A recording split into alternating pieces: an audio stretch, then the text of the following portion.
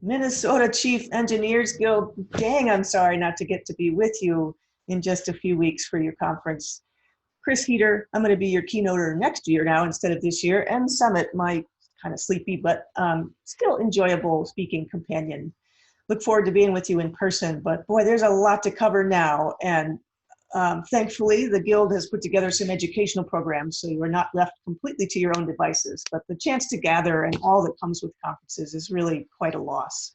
So I wanted to just tune in and tell you I'm looking forward to seeing you in the next conference, but also maybe offer some thoughts about what this time holds for all of us, right? No one is exempt from the uncertainty and all that is turning around and flipping over, certainly not in the world of engineering. And I suspect the safest, most enjoyable place for you to be is with your boilers and with the things you can just deal with and relate to and fix and work with. But we still have one another trying to find our way through this with our teams as leaders. How do we do it? And right now, how do we do it when people are just so, it feels like our resistance, or our resilience is kind of low, right? It doesn't take much to pop that bubble. That's not what we do when we're speaking, Summit. There we go. I like to have him with us. It keeps us alive and flexible as we go. And he always is funny, even if he's just panting or falling asleep. Anyway, I wanted to share, oh, he's gonna leave now. I wanted to share a quick story from my sled dog team. If you've heard about me at all, that's mostly what I use, is how to speak about leadership and teamwork and all that kind of stuff, but through the lens of being a dog sled musher and working with the personalities of the dogs. And this story is about what do we do when we're working with people or dogs who are just sort of so elevated that they aren't in their right minds, if you will. They're just spinning, whether that's from anxiety or fear. What do we do with a colleague or family member or anything else for that matter when someone is just so wrapped up they can't really get lined up with who they are and be able to function the way we need each other to function right now? So this is a story about Scrapper, one of my very, very best lead dogs of all time. Now, when she got to be about age 7, she started to get afraid of thunderstorms. That happens sometimes with dogs as they age. Don't really know why. Maybe the hearing's going and that makes it seem a bigger deal. No, don't really know, but this was happening for Scrapper.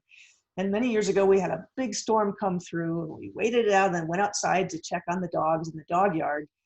And Scrapper had managed to dig out. Now understand, we have 6-foot-high chain link fence, right? And we've buried railroad ties on the inside of the perimeter of their pen. So what she did was started digging beyond the railroad tie, all the way tunneled over, out, and took off. Now the thing about sled dogs, they're Alaskan Huskies, and I'll tell you much more about them next year, but the shorthand version is they are this close to wild. They are more similar in DNA to wolves than any domesticated canine. So they're just really close to being wild, right?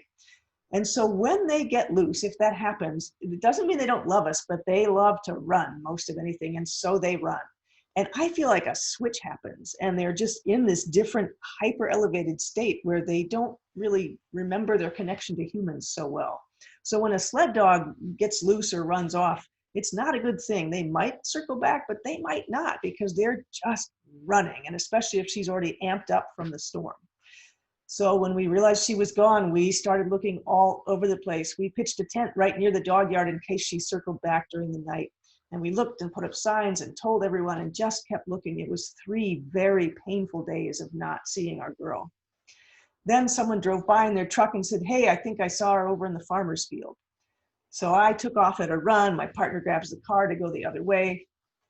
And I saw Scrapper in the distance, in the middle of a farmer's field. So I started kind of trotting, walking fast. But if I'm to rush her right then when she's all elevated, she's just going to run some more. It might be a game of chase. It might just be that she is just running more frightened. So I slowed down as I got closer to her. And this happened to be in a farmer's field where this was in a dip. And I got to the distance that I knew if I stepped further, she was going to take off. And I needed to get down to her level. And this happened to be in the dip. So we're talking maybe mid-shin level mud from the rain. But that's what I had to do. So I knelt down in this muck and just stayed there. And Scrapper would kind of sniff and look around and come a little bit closer and then back off. And it was so tempting to grab her, right? And just bring her into me and get her home. But I knew that wasn't, if I missed, she'd be off and running again. So I just knelt in the mud, and she circled and sniffed. And as she got closer, I think she got more of my scent. And then she's like, oh, I know you. Hey, this is great. And ran up and lick, lick, lick, and hug and tears and reunion and all that stuff.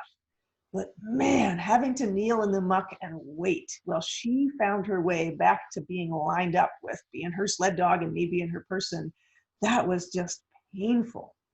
And of course, I had not thought of a leash in my haste. I just took off running. So we had quite a long walk back together with me holding her collar as we made our way back to the pen. I share this story because that, I think, is what's being asked of us a lot these days.